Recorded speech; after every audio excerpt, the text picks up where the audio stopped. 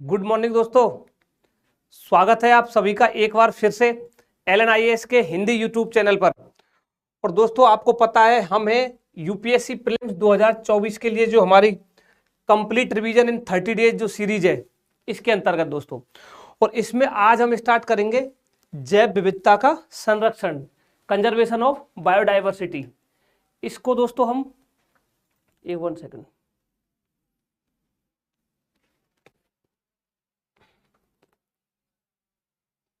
देखिए, हम इसमें कवर कर चुके हैं अब तक ये पूरा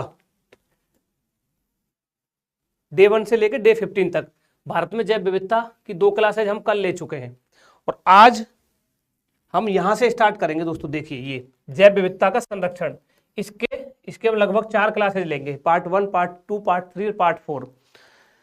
तो दोस्तों पहले तो इसको देख लेते हैं कि इसमें से यूपीएससी ये वाला जैव विविधता संरक्षण, कंजर्वेशन ऑफ बायोडाइवर्सिटी, जिसमें कुछ एक्ट्स देखेंगे, संरक्षण क्षेत्र देखेंगे, प्रोजेक्ट्स देखेंगे। तो यूपीएससी प्रीलिम्स में इसमें से देखिए कितना इंपॉर्टेंट टॉपिक है। यूपीएससी प्रीलिम्स 2020 का एक सवाल देखिए क्या पूछा है।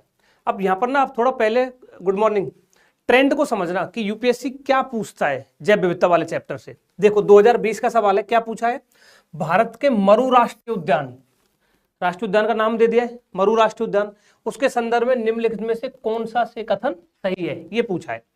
और पूछा है उसके बारे में कि यह 2 जिलों में विस्तृत है। फिर पूछा है कि उद्यान के अंदर कोई मानववास स्थल नहीं है। तीसरा इसमें पूछा है कि यह जो ग्रेट इंडियन बस्टर्ड है, कल हमने पढ़ी थी ये प्रजाति, इसके प्राकृतिक आवासों में से एक है। तो इसमें से कौन सा कथन सही है, ये पूछा है दोस्तों। तो इसका आंसर ना 1 और 3 है। दूसरा वाला स्टेटमेंट गलत है कि इसके अंदर कोई मानववास स्थल नहीं है, ऐसा नहीं है। तो देखिए इसको आप, एक राष्ट्रीय उद्यान दे दिया है, नेशनल पार्क दे दिया है, हम पढ़ेंगे नेशनल पार्क क्या होते हैं कैसे, और उसके बारे में पूछ लिया है, उसकी कुछ डिटेल्स पूछ ली है। ऐसे दूसरा सवाल देखिए, ये भी 2020 का है। इसमें क्या पूछा है, एक टाइगर रिजर्व के नाम दे दिए दोस्तों, और उसमें पूछा है कि इसमें जो क्रिटिकल टाइगर हैबिटेट होता है ना, जो टाइगर रिजर्व होता है उसका जो क्रिटिकल टाइगर हैबिटेट जहाँ टाइगर रहता है, उसका एरिया के हिसाब से पूछ लिया कि निम्नलिखित में से किसका सबसे बड़ा है। तो इसका आंसर नागार्जुन श्रीशैलम है। तो दोस्तों यूपीएससी जो पीवाईक्यूज हम आपको दिखा रहे हैं, इसका जो मेन पर्पज है वो यही है कि आप ट्रेंड को समझो, क्या पूछ रहा है वो। नेशनल पार्क पूछ लिया, उसके बाद ये देखिए टाइगर रिजर्व में से कुछ पूछ लिया। अगला देखिए कोई प्रजाति के नाम दे दिए भारत की जैव विविधता के संदर्भ में, सीलोन फ्रॉगमाउथ, कॉपर स्मिथ, ग्रेचिंड, व्हाइट थ्रोटेड रेड स्टार। फिर पूछ लिया है कि ये क्या है, पक्षी है, प्राइमेट है, सरीसृप है, उभयचर है, ये पूछ लिया है। तो इसका आंसर दोस्तों पक्षी है ये। दूसरा और देखिए 2020 में फिर चौथा सवाल है। पहली बात तो आप ये देखो कि 2020 में ही इसमें से जैव विविधता वाले चैप्टर से, उसमें भी जैव विविधता संरक्षण से कितने सारे सवाल आए। तो ऐसा ही दोस्तों हर साल यूपीएससी से सवाल पूछते हैं, यूपीएससी का बहुत ही इंपॉर्टेंट टॉपिक है ये। अगला क्या पूछा, देखो एक प्रजाति का नाम दे दिया है कि भारतीय जो अनूप मृग है, जिसको बारहसिंगा बोलते हैं, कि उस उपजाति जो पक्की भूमि पर फलती फूलती है और केवल घास बख्शी है, के संरक्षण के लिए निम्नलिखित में से कौन सा संरक्षित क्षेत्र प्रसिद्ध है। एक प्रजाति का नाम दे दिया और पूछ लिया कि ये इसके लिए इस प्रजाति के लिए कौन सा संरक्षित क्षेत्र फेमस है। उसमें पूछा है कान्हा राष्ट्रीय उद्यान इसके लिए फेमस है, या फिर मानस राष्ट्रीय उद्यान फेमस है, या मृदुमलाई वन्य जीव अभ्यारण्य फेमस है, या ताल छापर वन्य जीव अभ्यारण्य फेमस है। यानी कि देखो ट्रेंड को समझ रहे हो, क्या पूछ रहा है, प्रजाति का नाम दिया है और कोई भी जो संरक्षित क्षेत्र है, नेशनल पार्क है, वाइल्ड लाइफ सेंचुरी, उसका जो फेमस क्षेत्र है उसका नाम पूछा है। इसका आंसर दोस्तों कान्हा राष्ट्रीय उद्यान है। अगला देखिए एक और सवाल, ये भी 2020 का है। इसमें क्या पूछ लिया, वही सेम रिपीट किया। देखो क्या पूछा है, निम्नलिखित में से कौन से ऐसे सर्वाधिक संभावनीय स्थान है जहां कस्तूरी मृग का पूछा है कि कस्तूरी मृग का जो प्राकृतिक आवास है, नेचुरल हैबिटेट है, जो वहां पर प्राकृतिक रूप से पाया जाता है, इन नीचे जो दिए गए हैं इनमें से कहां कहां पाया जाता है, ये पूछ लिया। इसमें क्या पूछा, देखो अस्कोट वन्यजीव अभ्यारण्य में पाया जाता है, गंगोत्री राष्ट्रीय उद्यान में पाया जाता है, किशनपुर वन्यजीव अभ्यारण्य में पाया जाता है, या मानस राष्ट्रीय उद्यान में पाया जाता है। तो दोस्तों ये इन 2 में पाया जाता है, अस्कोट और गंगोत्री। तो आंसर हो जाएगा ए। इस तरीके से देखिए दोस्तों ये यूपीएससी का ट्रेंड है। अब अगला देखो एक 2017 का और सवाल है। इसमें क्या पूछा है, अब एक्ट से सवाल पूछ लिया, वन्यजीव संरक्षण अधिनियम 1972 उससे जोड़ के क्या पूछा है कि भारत में यदि कछुए की एक जाति है, ठीक है दोस्तों, और उसको जो वाइल्ड लाइफ प्रोटेक्शन एक्ट 1972 है, इस एक्ट को हम डिस्कस करेंगे डिटेल में, इसकी अगर अनुसूची 1 में रखा गया है तो उसको पूछा है इसका आशय क्या है। इसका क्या निहितार्थ है, और 4 ऑप्शन हमको दिए। पहला क्या दिया है कि इसे संरक्षण का वही स्तर प्राप्त है जो कि बाघ को प्राप्त है। दूसरा, इसका अब अन्य वन क्षेत्रों में अस्तित्व समाप्त हो गया है, कुछ प्राणी बंदी संरक्षण के अंतर्गत आते हैं और अब इसके विलोपन को रोकना असंभव है। ये तो कोई तर्कसंगति नहीं है। यह भारत के विशेष क्षेत्र में स्थानिक है, ये भी नहीं है, डी भी नहीं है दोस्तों। तो इसका आंसर ए है, यानी कि ये कह रहा है कि जो बाघ को संरक्षण प्राप्त है ना दोस्तों, इस एक्ट की अनुसूची ना, इसमें कुछ ऐसे प्रजातियों को रखा गया है जिनको हाईएस्ट, उच्चतम संरक्षण प्राप्त है दोस्तों, सबसे ज्यादा। इनकी शिकार पर प्रतिबंध आरोपित किए गए हैं, ये सब, ये हम अभी इसी क्लास में आगे डिस्कस करेंगे इस एक्ट को। तो अब बाघ को भी उसी अनुसूची में रखा है और कछुए की एक प्रजाति को उसी में रख दिया है, तो इसका निहितार्थ क्या हो जाएगा, यानी दोनों को संरक्षण का सेम स्तर प्राप्त है। ये ऐसा सवाल ये एक्ट से पूछा है। तो दोस्तों ये जो जैव विविधता का संरक्षण है, इस टॉपिक को जो हम डिस्कस कर रहे हैं, ये PYQ हमने देखे यूपीएससी का कैसे इस पर सवाल पूछता है। तो अब जैव विविधता का जो संरक्षण है दोस्तों, इसमें अब चलते हैं थोड़ा इतिहास में जाके देखते हैं, लगभग 50-52 साल पहले जाके इसकी पृष्ठभूमि को समझते हैं कि जैव विविधता के संरक्षण की बात कहां से स्टार्ट हुई थी। देखो बात है दोस्तों 1972 की, 1972 में स्टॉकहोम में एक कन्वेंशन किया गया, किसके लिए, मानव पर्यावरण पर संयुक्त राष्ट्र conference, United nation conference on the human environment. और इसमें क्या बात की गई कि इसमें बात की गई कि पर्यावरण का संवर्धन करेंगे, पर्यावरण का संरक्षण करेंगे, ये यहाँ पर बात की गई थी। और इसके बाद यूएनईपी ने दोस्तों, यूनाइटेड नेशन की जो ये संस्था है, एजेंसी है, यूएनईपी ने फिर इसका जो ये 1972 में जो स्टॉकहोम में कॉन्फ्रेंस हुई थी, इसकी 20वीं वर्षगांठ मनाने के लिए, मतलब 20वीं एनिवर्सरी मनाने के लिए एक और सम्मेलन किया 1992 में। वो कहाँ किया, ब्राजील का एक शहर है रियो डी जेनेरियो में। और ये जो सम्मेलन हुआ था दोस्तों, इसी को पृथ्वी शिखर सम्मेलन बोलते हैं, अर्थ समिट बोलते हैं। और चूंकि ये रियो में आयोजित किया गया था तो इसको रियो समिट भी बोलते हैं। अब जो ये रियो समिट हुई थी 1992 में दोस्तों, यहाँ पर ना कुछ बहुत सारे दस्तावेज वो और जो कॉन्फ्रेंसेज है जो यहाँ पर निकल के आए थे, ये है United nation conference on environment and development, UNCED 1992, 1992। पर्यावरण एवं विकास पर संयुक्त राष्ट्र सम्मेलन, रियो सम्मेलन में बोलते हैं और पृथ्वी सम्मेलन में बोलते हैं। अब यहाँ पर दोस्तों ये कई एजेंडा, ये कई कॉन्फ्रेंस, कई कन्वेंशंस ये यहाँ पर हुए थे, निकल के आए थे इसके जो ये जो 1992 में जो कॉन्फ्रेंस हुई थी, उसमें क्या क्या है ये याद रखिएगा। अब 6 की 6 बहुत इंपॉर्टेंट है दोस्तों। यहाँ पर पर्यावरण एवं विकास पर रियो घोषणा पत्र, रियो डिक्लेरेशन, इसका एक वो था परिणाम। एक दोस्तों एजेंडा 21, ये सतत विकास से संबंधित है, सस्टेनेबल डेवलपमेंट से संबंधित, यहाँ पर एजेंडा 21 दिए गए थे। वन सिद्धांत यहाँ पर कुछ दिए गए थे, फॉरेस्ट प्रिंसिपल्स, वनों के सतत प्रबंधन के लिए दिए गए थे। और दोस्तों यहाँ पर जलवायु परिवर्तन पर भी फ्रेमवर्क कन्वेंशन दिया गया था, जिसका नाम था United nation framework convention on climate change, UNFCCC। ये हम डिस्कस करेंगे आगे क्लासों में, United nation framework convention on climate change. फिर एक आया था दोस्तों यहाँ पर United Nation Convention on biodiversity, UNCBD को बोलते हैं, UNCBD, United Nation Convention on biodiversity. और एक दोस्तों आएगा मरुस्थलीकरण को रोकने के लिए, तो यहाँ पर कन्वेंशन निकल के सामने आया था, वो है United Nation Convention to Combat Desertification, UNCCD, United Nation Convention on Combat Desertification, UNCCD। अब इसमें जो मेन है ना दोस्तों, एक तो UNFCCC है जो क्लाइमेट चेंज से संबंधित है, जलवायु परिवर्तन से, वो हम अगली क्लास में डिस्कस करेंगे। बट आज जो हमारा यहाँ पर मेन पर्पज है ना, वो है ये जैव विविधता पर convention, convention on biodiversity, UNCBD। इस ये जब लागू हुआ था 1992 में, तो उसके बाद क्या क्या आगे परिणाम आए देखिए दोस्तों। जैव विविधता पर जब कन्वेंशन हुआ, कन्वेंशन ऑन बायोडाइवर्सिटी, तो इसका उद्देश्य था दोस्तों कि जैव विविधता का संरक्षण, इसके घटकों का सतत उपयोग, जो आनुवंशिक संसाधन है उनका कैसे प्रयोग किया जाए, जो बाकी इसके अलावा जो लाभ हो रहा है उसको समुदाय के अंदर निष्पक्ष और एक समान प्रकार से कैसे साझा किया जाए, ये सब इसके उद्देश्य थे। अब दोस्तों जब 1992 में कन्वेंशन हो गया था, उसके बाद देखिए 18 फरवरी 1994 को भारत ने CBD को रेटिफाई किया था, अनुसमर्थन किया था इसका, भारत ने इसको। अब दोस्तों इसके जो प्रयासों से क्या हुआ, भारत ने फिर क्या हुआ, जब ये UNCBD 1992 था, 1994 में हमने इसका समर्थन कर दिया, तो भारत में जैव विविधता अधिनियम 2002 पारित किया गया, बायोडाइवर्सिटी एक्ट 2002, 1994 में किया, 2002 में हमने अधिनियम पारित किया। और इस अधिनियम के माध्यम से हमने बताया कि बायोडायवर्सिटी को हम कैसे कैसे उसको संरक्षण प्रदान करेंगे हमारे देश में। तो अब हम यहाँ पर दोस्तों ये एक्ट पढ़ेंगे पहले, जैव विविधता अधिनियम 2002। थोड़ा ठीक ठाक डिटेल में देखेंगे इसको, जिससे कोई भी अगर सवाल इससे बनता है तो आप इसको अटेंड कर सको। और इसमें जो संशोधन किए, क्या अमेंडमेंट किया है अभी हाल ही में, वो अमेंडमेंट भी हम इसके अंतर्गत देखेंगे। तो दोस्तों शुरुआत करते हैं जैव विविधता अधिनियम 2002 से। अब अगर हम अधिनियम की कुछ कुछ विशेषताएं देखेंगे पहले, फिर इस अधिनियम के माध्यम से कौन कौन सी बॉडी, कौन कौन सी निकाय स्थापित की गई है वो देखेंगे, उसके बाद इसको आगे डिस्कस करेंगे। देखिए जैव विविधता अधिनियम 2002, पहले मूल अधिनियम देखते हैं, संशोधन बाद में देखेंगे, क्योंकि यूपीएससी कई बार मूल अधिनियम से भी सवाल पूछता है। अगर इसकी दोस्तों विशेषता की बात करें तो पता है सबसे पहले इसमें बोला गया था कि जो राष्ट्रीय जैव विविधता प्राधिकरण है, नेशनल बायोडायवर्सिटी अथॉरिटी, अभी डिस्कस करेंगे वो क्या है, उसके अनुमोदन की जरूरत नहीं है, फिर भी कुछ गतिविधियों पर हमारे यहाँ प्रतिबंध लगा दिया गया।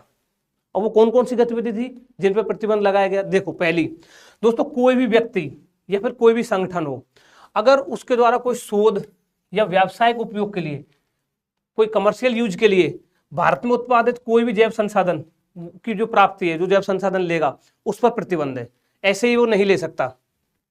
ठीक है, इसके लिए एनबीए की जो है ये है नेशनल बायोडायवर्सिटी अथॉरिटी, इसके अनुमोदन की भी आवश्यकता नहीं है इस प्रतिबंध आरोपित करने के लिए। दूसरा, भारत में पाए जाने वाले या भारत से प्राप्त दोस्तों कोई भी, मान लो कोई भी जैव संसाधन है, कोई भी जो ये जैव संसाधन हम प्राप्त करते हैं पर्यावरण से, अगर उससे संबंधित किसी भी प्रकार का कोई शोध परिणाम है, उसका स्थानांतरण, कोई भी शोध किया और भारत में किया है, भारत की जैव विविधता पर किया है, और उसका स्थानांतरण करना चाहता है किसी अन्य देश में, तो उस पर प्रतिबंध लगाया गया है इस एक्ट के माध्यम से। तीसरा दोस्तों, भारत से प्राप्त जैव संसाधन है कोई, मान लीजिए, और उस पर शोध आधारित किसी भी आविष्कार, कोई भी आविष्कार हुआ है। अब भारत का जैव संसाधन, इसको ऐसे समझो कि जैसे नीम है दोस्तों, नीम में बताया जाता है कि एंटीबायोटिक्स गुण होते हैं, और उसका कोई इंटेलेक्चुअल प्रॉपर्टी राइट्स लेना चाहे, बौद्धिक संपदा अधिकार लेना चाहे, उसका दावा करना चाहे, तो उस पर प्रतिबंध आरोपित किए गए। और अन्य प्रावधानों की अगर बात करते हैं दोस्तों इसमें, तो देखिए इसमें जो बहुत ही इंपॉर्टेंट प्रावधान है, इसको आप याद रखना। इस अधिनियम में ना दोस्तों, रेगुलेट करने के लिए पूरी बायोडायवर्सिटी के संरक्षण को, इन सबको, एक त्रिस्तरीय संरचना का गठन किया गया है। उसमें क्या किया गया है? 3 निकायों का गठन किया गया। पहला, राष्ट्रीय जैव विविधता प्राधिकरण, बहुत इंपॉर्टेंट है, याद रखिएगा दोस्तों, नेशनल बायोडायवर्सिटी अथॉरिटी। दूसरा, राज्य जैव विविधता बोर्ड, स्टेट बायोडायवर्सिटी बोर्ड। तीसरा, जैव विविधता प्रबंधन समिति, बायोडायवर्सिटी मैनेजमेंट कमिटीज। अब ये किन किन लेवल, किन किन स्तर पर हुआ है सरकार के भी देखिए। अगर स्थानीय स्तर की बात करते हैं दोस्तों, लोकल गवर्नमेंट की, पंचायती राज की, तो वहां पर जैव विविधता प्रबंधन समिति होंगी। अगर बात करते हैं राज्य सरकार की, तो वहां पर ये स्टेट बायोडायवर्सिटी बोर्ड होगा। और नेशनल लेवल पर क्या होगा? राष्ट्रीय जैव विविधता प्राधिकरण होगा। ये 3 निकाय इसके माध्यम से गठित की गई। और इसमें क्या किया? अब इन निकायों के लिए जो बजट चाहिए होगा ना, जो भी फाइनेंस चाहिए, जो भी पैसा चाहिए, वित्त की जो पूर्ति होगी, उसका भी इनके लिए पृथक बजट के प्रावधान इस एक्ट में किए गए हैं, ये आप याद रखिएगा। और दोस्तों इस अधिनियम में जो एनबीए है ना, ये नेशनल बायोडायवर्सिटी जो अथॉरिटी है, ये वाली राष्ट्रीय जैव विविधता प्राधिकरण है, इसके परामर्श से केंद्र सरकार क्या क्या उपाय करेगी, ध्यान से समझिएगा इसको। जो संकटग्रस्त प्रजातियां है ना, कल हमने डिस्कस की थी, इंडेंजर्ड, क्रिटिकली इंडेंजर्ड जो प्रजातियां हैं, उनके बारे में सूचित करेगी, उनके संग्रहण को प्रतिबंधित करेगी, उसको रेगुलेट करेगी। और किसके परामर्श पर करेगी? एनबीए के परामर्श पर। और जैव संसाधनों की विभिन्न श्रेणियों के लिए कोष के रूप में संस्थानों को नामित करेगी। ये इसमें कुछ प्रावधान किए गए थे। अगला देखिए, अब इसको याद रखना, जो ये है, अब ये जो निकाय है ना, राष्ट्रीय जैव विविधता प्राधिकरण, इनको डिटेल में थोड़ा सा देख लेते हैं। देखिए, पहला है राष्ट्रीय जैव विविधता प्राधिकरण। अब इसका गठन कब किया गया दोस्तों? एक्ट के माध्यम से किया गया है। कौन से एक्ट से? याद रखना, भारतीय जैव विविधता अधिनियम 2002 से। कब किया गया? 2003 में। अब एक्ट के माध्यम से गठित किया जा रहा है, तो ये कैसी निकाय हो गई? ये वैधानिक निकाय है, स्टैट्यूटरी बॉडी, याद रखिएगा। ये हमने पढ़े भी थे क्लास में, वैधानिक और संवैधानिक और गैर संवैधानिक निकायों में क्या अंतर है। तो ये एक वैधानिक निकाय हो गया, राष्ट्रीय जैव विविधता प्राधिकरण, नेशनल बायोडायवर्सिटी जो अथॉरिटी है, क्योंकि ये इस एक्ट के माध्यम से गठित की गई है। और इसका मुख्यालय याद रखिएगा कहां पर है? चेन्नई, तमिलनाडु में इसका मुख्यालय है। 1 सेकंड, कमेंट आपके विजिबल नहीं है आज मुझे। ठीक है, अगर अब हम बात करते हैं दोस्तों एनबीए की संरचना की, नेशनल बायोडायवर्सिटी जो अथॉरिटी है, तो इसकी जो संरचना की बात करते हैं, तो इसमें एक अध्यक्ष होगा, संरचना इसकी याद रखिएगा, पूछ सकते हैं इसमें सवाल। इसका एक अध्यक्ष होगा, इसके अलावा इसमें 3 सदस्य और होंगे, 3 पद, टोटल सदस्य 10 होंगे, बट 3 सदस्य कहां से होंगे? 3 सदस्य होंगे, एक तो जनजातीय मंत्रालयों से संबंधित होगा, एक सदस्य तो, और 2 सदस्य लिए जाएंगे दोस्तों पर्यावरण एवं वन संबंधित मंत्रालय से। तो 3 तो ये पदेन सदस्य हो गए और 7 ये पदेन सदस्य रहेंगे। तो टोटल इसमें 10 तो सदस्य हो गए और एक अध्यक्ष होगा। और ये 7 सदस्य कहां से होंगे? देखिए, कृषि अनुसंधान एवं शिक्षा से, बायोटेक्नोलॉजी वाले डिपार्टमेंट से, महासागरीय विकास, कृषि एवं सहयोग, भारतीय चिकित्सा पद्धति एवं होम्योपैथी से, विज्ञान एवं प्रौद्योगिकी, वैज्ञानिक एवं औद्योगिक अनुसंधान, ये जो 7 है संबंध केंद्र सरकार के जो मंत्रालयों से संबंधित 7 यहां से होंगे, 3 यहां से होंगे, 10 सदस्य होंगे ये, और एक इसमें अध्यक्ष होंगे। अब अगर बात करें दोस्तों एनबीसी के, एनबीए जो है नेशनल बायोडायवर्सिटी अथॉरिटी, इसके कार्यों की बात करके, इसका मेन कार्य क्या है, क्या फंक्शन है इसके? तो दोस्तों जैव विविधता के संरक्षण एवं उसके धारणीय में सस्टेनेबल, कि उसका इतना दुरुपयोग ना हो, उसका दोहन ना हो, उपयोग को बढ़ावा देने के लिए उचित और सक्षम वातावरण तैयार करना एनबीए का काम है, नेशनल बायोडायवर्सिटी अथॉरिटी का काम है। दूसरा दोस्तों केंद्र सरकार को परामर्श देना, ये केंद्र सरकार को परामर्श देगी किस पर? जैव विविधता से संबंधित गतिविधियों को रेगुलेट कैसे किया जाए, उसके संबंध में दिशा निर्देश जारी करेगी। और दोस्तों भारत से बाहर अगर किसी भी देश में अवैध रूप से, मान लीजिए भारतीय जो जैव संसाधन है अथवा ऐसे संसाधनों से संबंधित ज्ञान पर कोई, अभी हम बात की थी, कोई ये आईपीआर लेना चाहे, इंटेलेक्चुअल प्रॉपर्टी राइट्स, तो उसका विरोध करने के लिए क्या संरचना हो, क्या फॉर्मेट हो, वो कौन बताएगा? ये एनबीए बताएगा दोस्तों। और राज्य सरकारों को जैव विविधता के महत्व वाले क्षेत्रों और विरासत स्थलों के रूप में अधिसूचित करने के लिए भी परामर्श कौन देगा? National biodiversity authority. आज मुझे कमेंट नहीं दिख रहे हैं आप लोगों के, सॉरी, एक भी कमेंट नहीं दिखा अभी तक, एक देखा था बस, वो इरशाद खान का गुड मॉर्निंग, कोई टेक्निकल इशू है। अब दोस्तों हमने देख लिया नेशनल बायोडायवर्सिटी अथॉरिटी एनबीए। अब दूसरी अथॉरिटी कौन सी थी इसमें? राज्य जैव विविधता बोर्ड, स्टेट बायोडायवर्सिटी बोर्ड। इसकी अगर संरचना की बात करते हैं तो इसमें एक अध्यक्ष होंगे और राज्य सरकार से संबंधित विभागों का प्रतिनिधित्व करने वाले पदेन अधिकारी होंगे। हाँ, ये इसमें याद रखना, वो पदेन अधिकारी 5 से ज्यादा नहीं होने चाहिए, ठीक है, 5 से अधिक नहीं होंगे। ये इसकी संरचना है। और इसमें क्या होगा? ये जैव विविधता संरक्षण, जैव संसाधनों के धारणीय उपयोग, जैव संसाधनों के उपयोग से प्राप्त जो लाभ है उनका बंटवारा, मामलों के जो विशेषज्ञ, ये भी 5 से अधिक सदस्य नहीं होंगे, ये भी इसके अंतर्गत आएंगे। और राज्य जैव विविधता बोर्ड के सभी सदस्यों की नियुक्ति कौन करेगा दोस्तों? ये याद रखना, इसकी नियुक्ति राज्य सरकार द्वारा की जाएगी, ठीक है। अब इसके बाद देखिए इसके क्या कार्य, वो किसको परामर्श दे रहा था? केंद्र सरकार को, और ये किसको देगा? राज्य सरकार को। इसके कार्य दोस्तों संरक्षण, धारणीय उपयोग या समान लाभ साझा करने से संबंधित मामलों पर केंद्र सरकार द्वारा जो भी दिशा निर्देश जारी किए जाएंगे उसके अधीन राज्य सरकारों को परामर्श देगा। राज्य सरकारों को परामर्श तो देगा, लेकिन उसके लिए दिशा निर्देश पहले ही केंद्र सरकार जारी कर चुकी होगी। वो केंद्र सरकार के जो दिशा निर्देश है उनके अधीन रहते हुए जो ये स्टेट बायोडायवर्सिटी बोर्ड है ये इनको परामर्श देगा। अब आ जाइए ये जैव विविधता प्रबंधन समिति, बायोडायवर्सिटी मैनेजमेंट कमिटीज, ये स्थानीय स्तर पर होंगी। और ये याद रखना अधिनियम की धारा 41 के अनुसार ये बीएमसी का गठन किया गया था। और इसमें कौन कौन शामिल है दोस्तों? जो इसका गठन करेगा, जिसका उद्देश्य जैव विविधता के संरक्षण, धारणीय उपयोग, ये ठीक है। इसमें शामिल देखो, इसमें क्या क्या करेगा? ये आवासों का संरक्षण देखेगा, स्थानीय जैव किस्मों का संरक्षण देखेगा, लोक किस्म एवं कृषि उपजातियां, पालतू एवं वन्य जीवों की नस्लें, सूक्ष्म जीव एवं जैव विविधता से संबंधित ज्ञान कालक्रम का अभिलेखन ये करेगा। और एक और इसमें बहुत ही इंपॉर्टेंट है दोस्तों, देखिए इसके कार्य अभी देखते हैं। ये देखो पीपुल्स बायोडायवर्सिटी रजिस्टर, ये पीपुल्स बायोडायवर्सिटी रजिस्टर तैयार किया जाएगा। ये रजिस्टर कैसा होगा, ये कैसा दस्तावेज होगा, इसमें क्या चीज लिखा जाएगा दोस्तों? हमारा जो परंपरागत ज्ञान है ना, पारंपरिक जो ज्ञान है उसका अभिलेखन पर यहाँ पर ध्यान केंद्रित किया गया है। जैसे अभी हम एग्जाम्पल देख रहे थे नीम वाला, मान लो हमारे बताया गया है नीम में एंटीबायोटिक गुण पाए जाते हैं। ऐसे जो भी हमारे जो पारंपरिक ज्ञान है, जो परंपरागत चलता आ रहा है, जो जिसके बारे में हमारे बुजुर्गों को जिनको भी इसका ज्ञान है, उस ज्ञान को दस्तावेजीकरण किया जाएगा, उसको रिटन में किया जाएगा, यानी लिखा जाएगा। वो पीपुल्स बायोडायवर्सिटी रजिस्टर है। अब रजिस्टर से पहले इसकी संरचना देख लेते हैं। जैव प्रबंधन समिति जो अभी हम डिस्कस कर रहे थे, इसमें क्या होगा, इसमें भी एक अध्यक्ष होगा और वो अध्यक्ष एवं स्थानीय निकाय द्वारा नाम है 6 से अधिक सदस्य नहीं होंगे। एक अध्यक्ष होगा, 6 से अधिक सदस्य नहीं होंगे और उसको नामित कौन करेगा, स्थानीय निकाय। और ये बहुत इंपॉर्टेंट है, ये आप यहाँ पर याद रखना। अब ये जैव विविधता प्रबंधन समिति है ना, इसके जो कुल सदस्य है उसमें से कम 2/3 महिलाएं होंगी। कुल सदस्य है उसका 2/3 महिलाएं होंगी और कम से कम उनका 18% जो सदस्य है वो SC और ST अनुसूचित जाति और अनुसूचित जनजातियों से होना चाहिए। ये एक बहुत ही इंपॉर्टेंट फैक्ट है जो आप याद रखिएगा।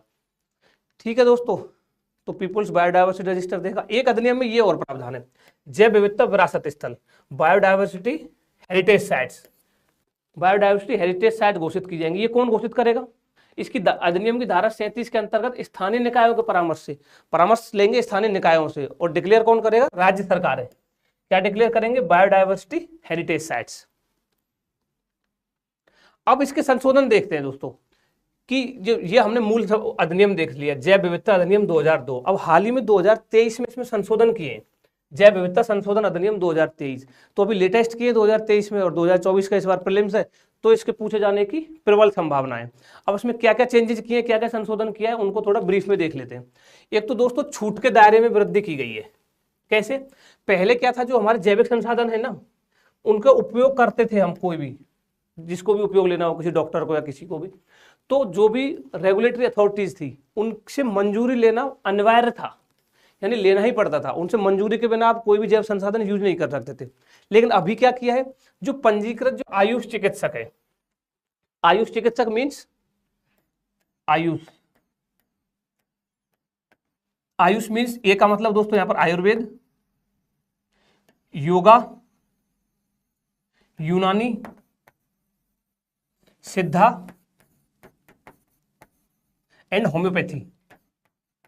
ये जो डॉक्टर है ना दोस्तों, ये जो पंजीकृत चिकित्सक हैं, और कुछ स्थानीय लोग जो जैव विविधता का संरक्षण को बढ़ावा देते हैं। अगर इनको कोई भी वाणिज्यिक उद्देश्य के लिए अगर जैविक जो संसाधन है उनका उपयोग करना हो, तो अब ये बिना उसको सूचित किए हुए रेगुलेटरी अथॉरिटीज को, पहले क्या था मूल अधिनियम में इनको मंजूरी लेनी पड़ती थी, अब क्या है, ये बिना मंजूरी के भी इनका उपयोग कर सकते हैं। कौन कौन कर सकते हैं, आयुष चिकित्सक, आयुर्वेदिक, योगा, यूनानी, सिद्धा और होम्योपैथिक, ये जो डॉक्टर्स है इसका उपयोग कर सकते हैं। कुछ स्थानीय लोग भी इसका बायोडायवर्सिटी का उपयोग कर सकते हैं। दूसरा दोस्तों IPR से रिलेटेड जो मंजूरी थी उसमें कुछ इसमें प्रावधान जोड़े संशोधित किए गए। इसमें जो मेन इंपॉर्टेंट है ना वो क्या है, देखिए NBA का विस्तार किया गया है। कुछ जुर्माना और अपराध है, इसमें भी सजा कम की गई है। ये हमारी जो PDF है टेलीग्राम से लेके आप पढ़ लेना। देखिए इसमें ये बहुत इंपॉर्टेंट है, हमने भी डिस्कस किया था ना, नेशनल बायोडायवर्सिटी अथॉरिटी, उसके अध्यक्ष के अलावा जो 10 पदेन सदस्य थे, 3 मिनिस्ट्री से थे और 7 अन्य विभागों से जो थे, 10 जो सदस्य देखे थे, इनको बढ़ाकर ना क्या कर दिया, 16 कर दिया है। कौन से एक्ट में, ये संशोधन जो जैव विविधता संशोधन अधिनियम 2023 में इनको 10 से बढ़ाकर 16 कर दिया है। और इसमें 16 में क्या क्या जोड़ा है, इसमें राज्य जैव विविधता बोर्ड के 4 प्रतिनिधि होंगे। 4 कहां से ले जाएंगे, जो स्टेट बायोडायवर्सिटी बोर्ड था ना उससे 4 प्रतिनिधियों को लिया जाएगा। ये इसमें याद रखिएगा, ये मेन इसके अमेंडमेंट थे। अब दोस्तों देखिए, हमने जैव विविधता अधिनियम 2002 देख लिया, उसका संशोधन देख लिया, क्या अमेंडमेंट किया 2023 में अभी। अब जैव विविधता के संरक्षण के लिए एक और एक्ट बहुत इंपॉर्टेंट हो जाता है, वो है वन्यजीव संरक्षण अधिनियम 1972। इसमें भी कई सारे अमेंडमेंट हुए, वो अमेंडमेंट भी देखेंगे। इसके जो मेन फीचर्स हैं, क्या क्या विशेषताएं, वो भी हम देखेंगे। लेकिन दोस्तों आज तो क्लास का टाइम हो गया, हमारी क्लास 11 से 11:30 ही होती है, इसको हम कल डिस्कस करेंगे, टू बी कंटिन्यूड इन। ठीक है दोस्तों, आज की क्लास को यहीं विराम देते, कल हम इसको डिस्कस करेंगे। आप लोग तब तक रिवीजन करते रहिए। Stay healthy, stay happy. Thank you.